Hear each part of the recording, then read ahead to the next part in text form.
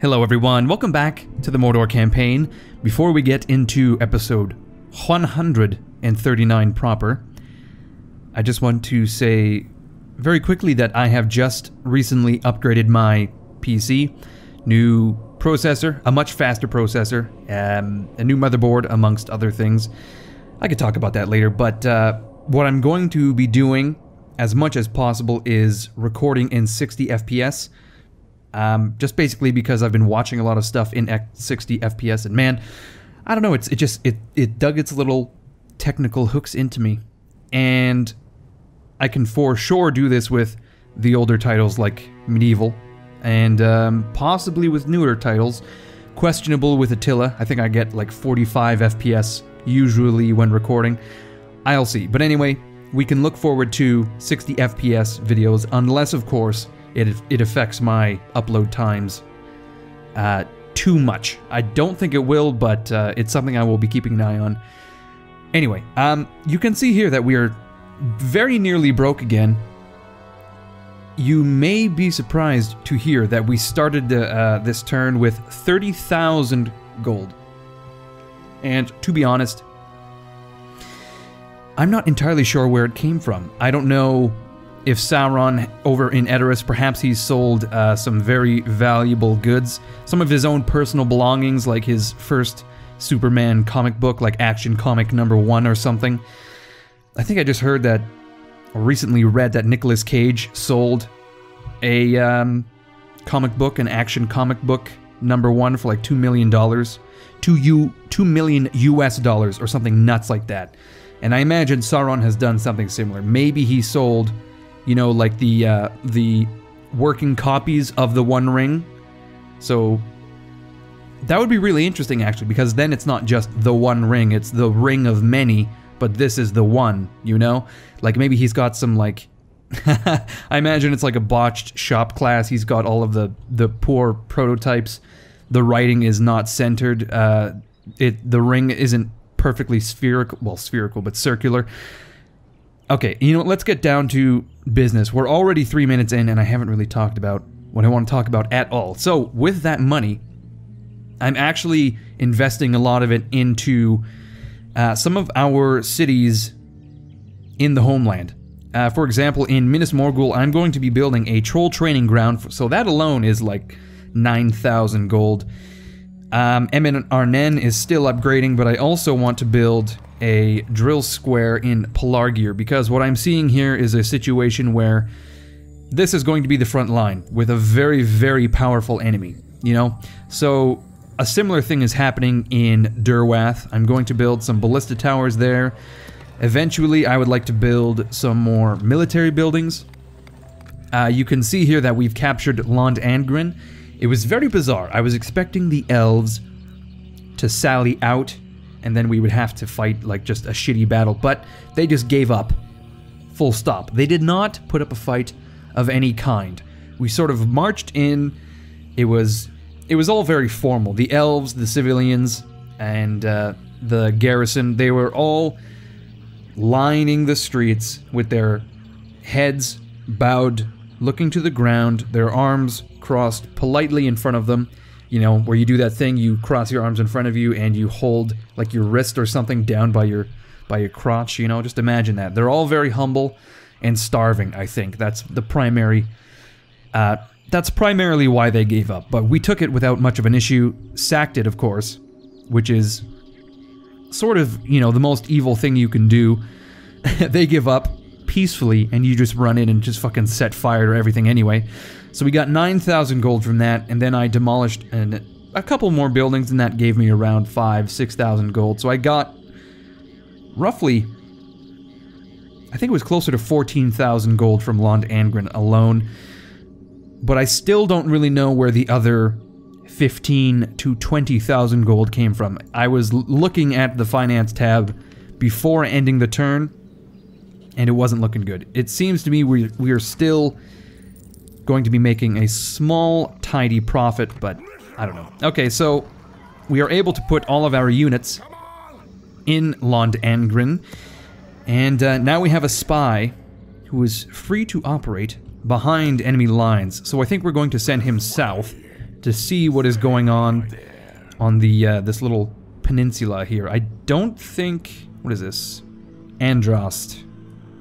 Okay, so this is actually the sole city in Androst, Anulon. So I don't actually need to send him...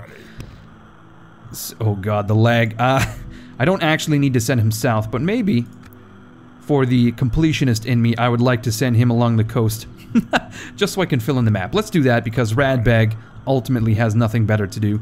I mean, he could go home back to Barad-dûr and see his small little orklings, his orc wife, but no, he has some coastline to march on. Anyway, in some of these cities on the front line in the west, I've begun to build different things. For example, I'm building, you know, shrines. Over here, I think I've dropped a few shrines in Dale and Erebor. Mostly, I've taken all of that gold and I've invested it in infrastructure in our frontier territories. Now, speaking of frontier territories, we're going to be acquiring Gundabad very shortly. 3 turns until that is happening.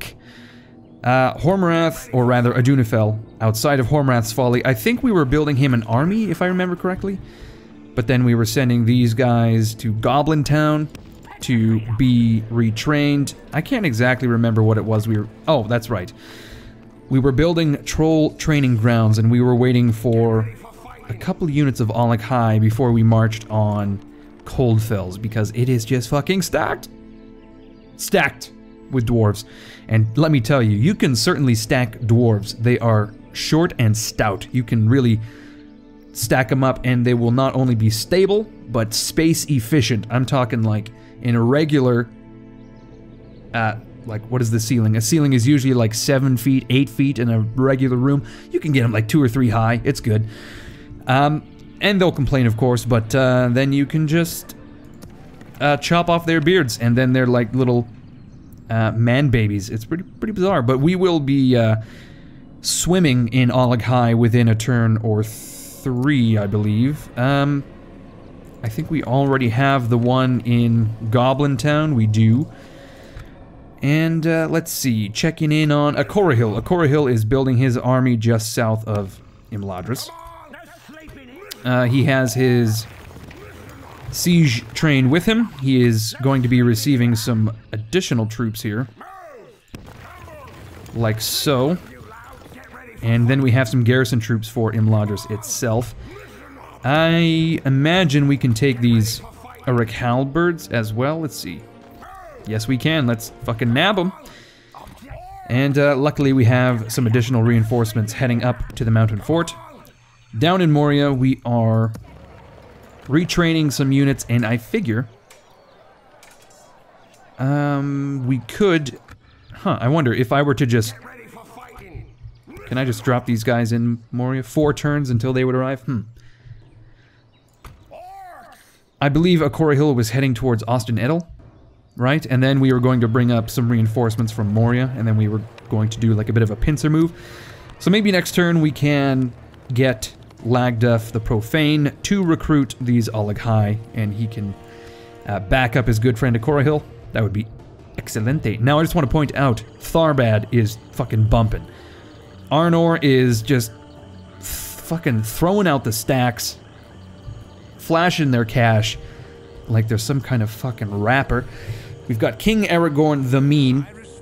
Not the word I would use to describe that handsome devil. Although I can see here, Arahale is described as handsome, and that is most certainly arguable. That's arguable. Much like the election of Blake Shelton as the sexiest man alive. That's very. You know what? I don't usually get political. No, I'm just joking. I don't want to get into it right now, but he is certainly not the sexiest man alive. Hormarath of Deer, Lord of Terror, is still besieging Longed Dare. 4 turns until that is complete, and we still have a couple turns until Elven reinforcements arrive, but hopefully, if they become an issue, we can counterattack with our own reinforcements, sourced from the south in Lond Angren.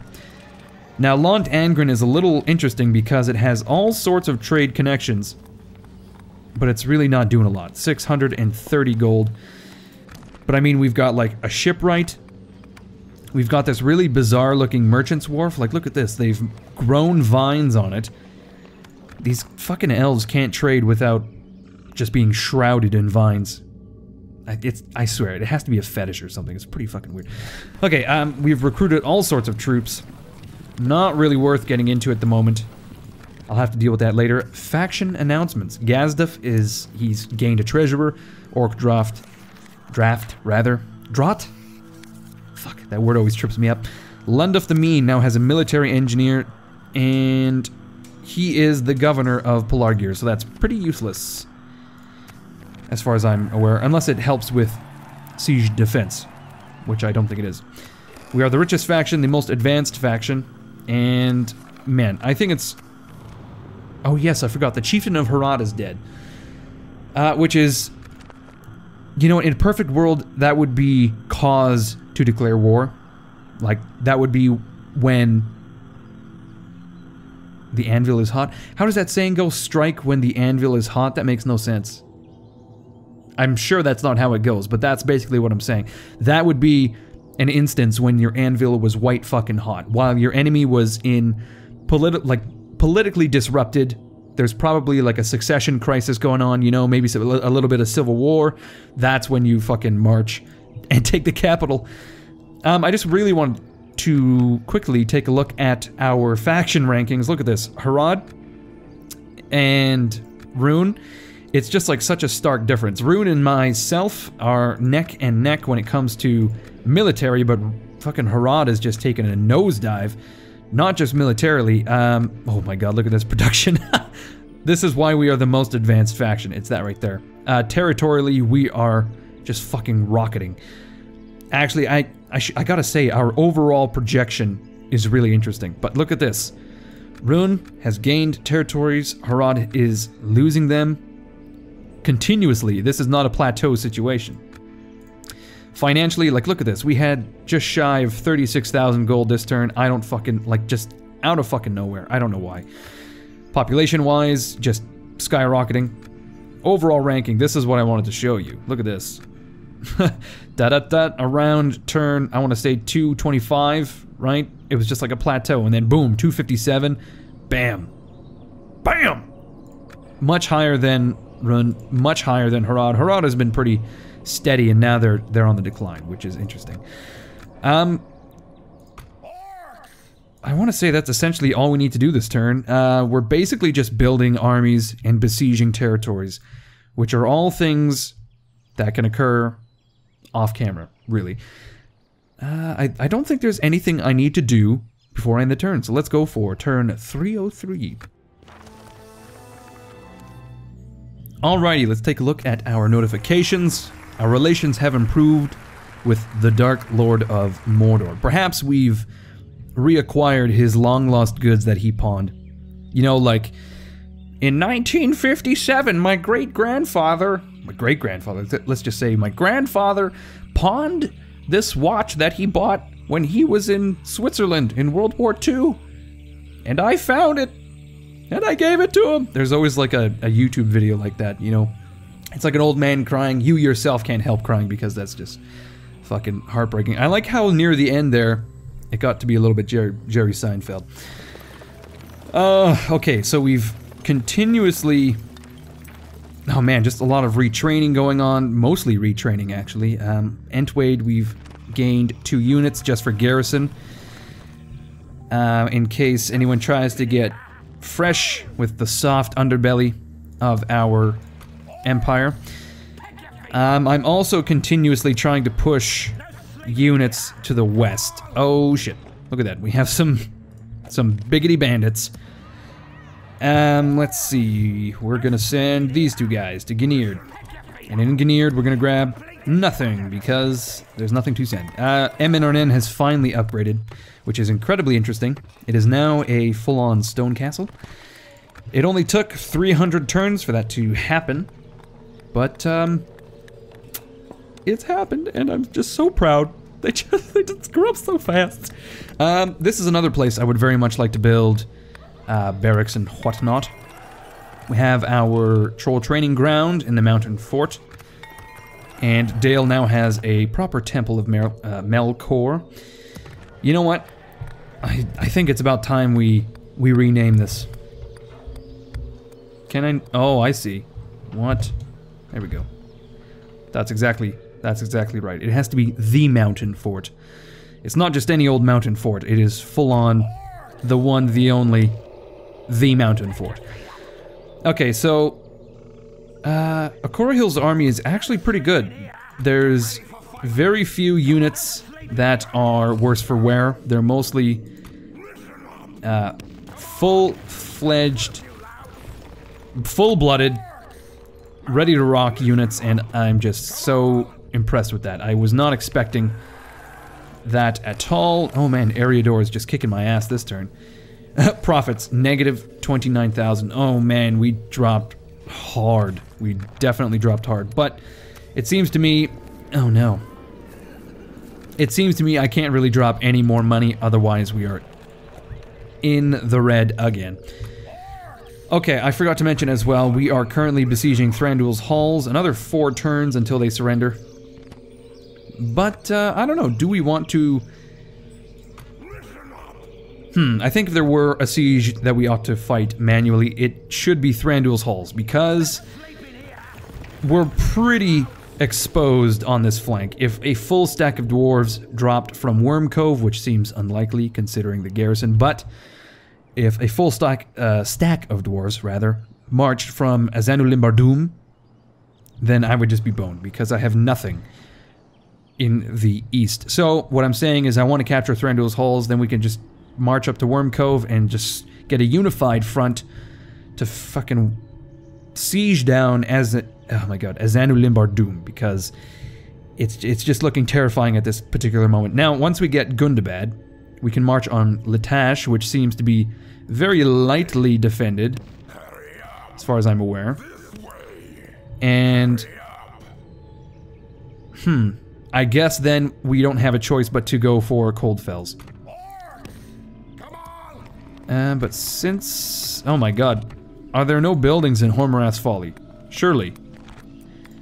Do we not have the...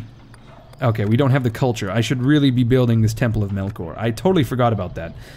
That is exactly why our troops are marching towards Goblin Town. Which also needs to be renamed. There we go. God damn it. Alright. I mean, Bjorn's Halls is capitalized, you know. Goblin Town must be capitalized.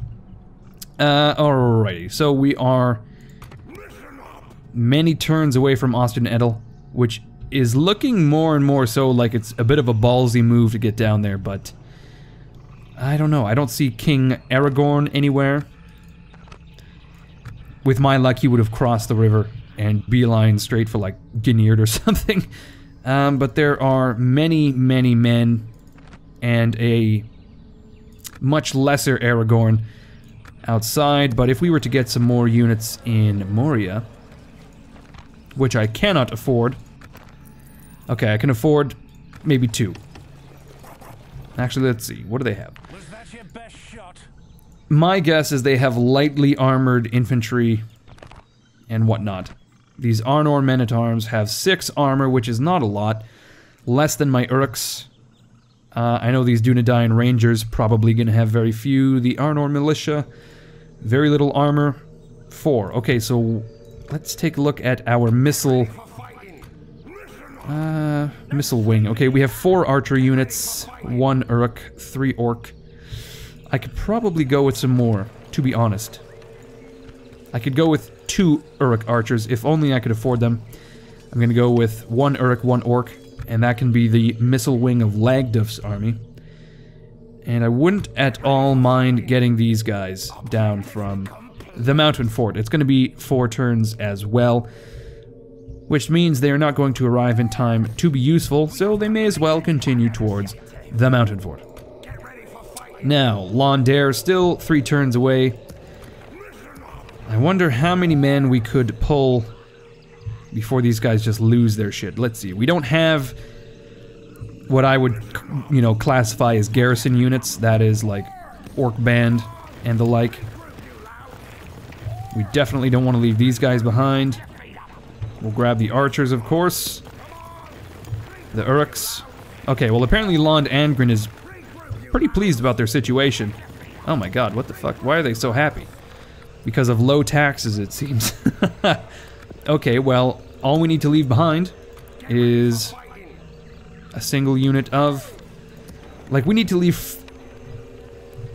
Oh my god. Oh, let's just take a moment to appreciate that an entire city of 18,000 elves has been brought low by the Orcish forces, and as soon as that force vacates... I mean, we've left 50 orcs behind, and the elves are just like, I guess this is my life now. It's like, fuck, have some pride. You know, form a resistance, anything. I mean, I don't suggest you form a resistance because, of course, I'm gonna crack down on it with a fucking iron fist, but at least, like, treat me the respect I deserve and put up a little bit of resistance. I just marched in, you guys just fucking rolled over, showed the soft underbelly, and you just gave up. And it really ruins the fun of being evil, you know? Like, if you just give up so easily, there's no screaming, there's no torture. Where's the pleasure in that for me, you know? Fuck, I'm just really torn up about it. But anyway, Gazbag will reunite with his Lord of Terror, and they will both capture Londare, and the question remains, do I immediately cross the river? I mean, because this is like a united defensive line, you know? And unless we capture Tharbad, both north and south, I don't think we should be pushing along the coast. So maybe what we'll do is we will leave a single army.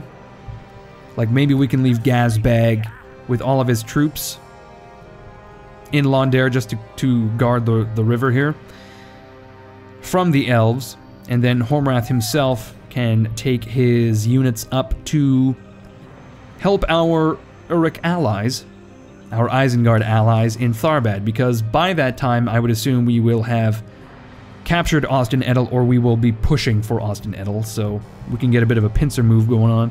If I could push up from the south as well, that would be really handy, but I don't think I have many men available, because don't forget, we need to build an army here eventually for the capture of Eric, right? Speaking of, we can probably... Well, that's not a segue in any way.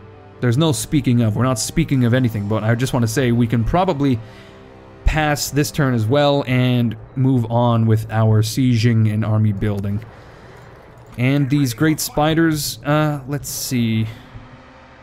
I'm not going to need them in the northeast. I will probably use them against the dwarves, correct? So let's send these spiders to Hormrathsfall. And, we've got some pretty respectable garrison forces in these cities, so we don't have to worry about that too much. Maybe next episode, at the beginning, we will assault the walls of Thranduil's halls and kick the Lord in the balls. Boren. Let's do that. Okay, here we go. Oh shit, we had a mission failure. Oh, right, because we were supposed to assassinate Bard. Weirdly enough. Okay, I've got some more archers in Minas Tirith, and we are slowly dipping into the red. Interesting. Not much of a problem. It seems like we're losing 100 gold per turn. I'm sure we can alleviate that somehow. Maybe... I don't know, we'll figure something out. It'll come naturally, I assume. It will be fixed as soon as we assault a city, you know? Once we take a couple casualties. Okay, so we have... Captain... what was it? Gorher. And he will help us I think he's fine where he is, actually. Gazbag, on the other hand, is going to get into that spot. Besiege Londair, build some garbage. Couple siege towers. I gotta say, I've been playing Attila and Warhammer, and it's very disconcerting how long it takes to build equipment in those games. Like, especially in Warhammer, there's almost no incentive to building siege equipment because it takes fucking forever, and as we all know, your men basically teleport themselves onto the walls. So I'm very pleased to see that I can build 4 siege towers in one turn with a full army. Especially like when you consider the time scale, I would say, that Total War has. You know, like one turn ends up being fucking like, well, depending on the game, it could be like 6 months, you know. I'm sure we can engineer a siege tower inside of 6 months, you would hope. Anyway, we're going to, unfortunately, march through the winter snows towards Ost in Edel, correct? Yes. And we're gonna have to wait for our siege equipment to catch up eventually. Boom. Let's see. In Moria, I feel like we could probably solve our financial crisis by moving these dudes into the fort, and that has not done it. I was incorrect in that assessment. Well, maybe it did work. I don't know what I did, but I've already done it. I've somehow resolved our financial crisis. I mean, in terms of financial crisis, this is pretty mild.